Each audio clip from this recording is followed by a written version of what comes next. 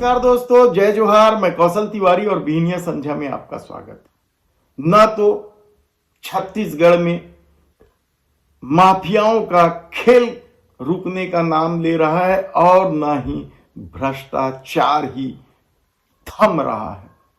कहां तो वादा था कि भ्रष्टाचारियों को उल्टा लटकाकर सीधा कर देंगे, लेकिन जिस तरह की खबरें आ रही है उससे साफ पता चल रहा है कि भ्रष्टाचार में लिप्त लोगों को किस तरीके से संरक्षण मिल रहा है और उन्हें भ्रष्टाचार करने में जरा भी इस सरकार से भय नहीं है। यह पूरा वाक्य हम बताएं तखतपुर और महासमुंद क्षेत्र का है, उससे पहले हम बता देते हैं कि रेत माफियाओं को लेकर जिस तरह की खबरें आ रही है वह क्या आने वाले दिनों में बड़ी घटना होने का संकेत है। क्योंकि चौतरफा आप छत्तीसगढ़ के किसी भी क्षेत्र के रेत खदान को देख लें, आए दिन रेत तस्करी का मामला सामने आता है, कार्रवाई भी हो रही है। हाल में ही धमतरी, महासमुंद, रायपुर, बिलासपुर कई जिलों में रेत माफियाओं के खिलाफ कार्रवाई तो हुई है, लेकिन उनके हौसले इतने बुलंद हैं कि वे सरकारी अमले पर हमला करने से नहीं हिचकते। और ताजा मामला राजनांदगांव क्षेत्र के छुरिया का है, जहां झिंझारी जंगल में रेत माफिया रेत उत्खनन कर रहे थे। मौके पर जब डिप्टी रेंजर सूचना के आधार पर वहां पहुंचे मोहम्मद खान और उनकी टीम, तो रेत माफियाओं ने उन पर हमला कर दिया।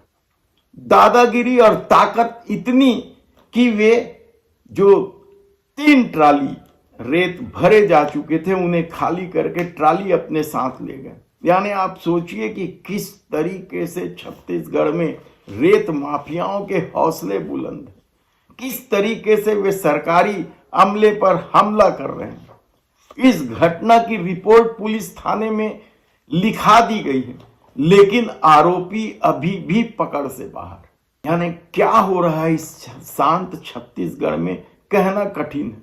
अलग बात है कि सरकार सुशासन के साल पूरा होने को लेकर जगह जगह कार्यक्रम कर रही है, अपनी पीठ थपथपा रही है, लेकिन विष्णुदेव साय सरकार ने किया क्या है, यह भी एक सवाल आप उठा सकते हैं।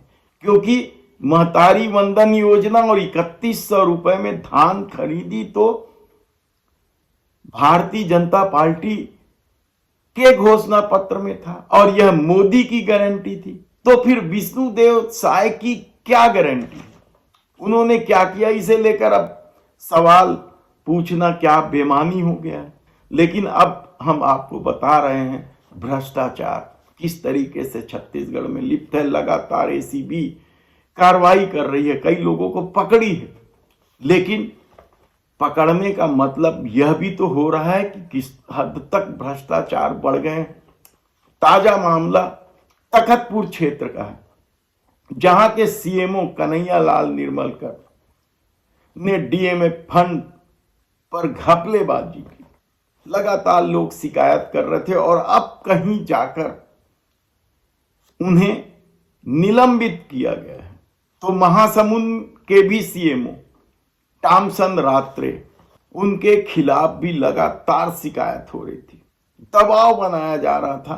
कहां तो यहां तक जाता है कि कई मामले में लोगों को सड़क तक उतरना पड़ रहा है या न्यायालय का दरवाजा खटखटाना पड़ रहा है। ऐसे में आप समझ सकते हैं कि टामनसाय रात्रे को भी निलंबित कर दिया गया और किस तरीके से भ्रष्टाचार को लेकर सरकार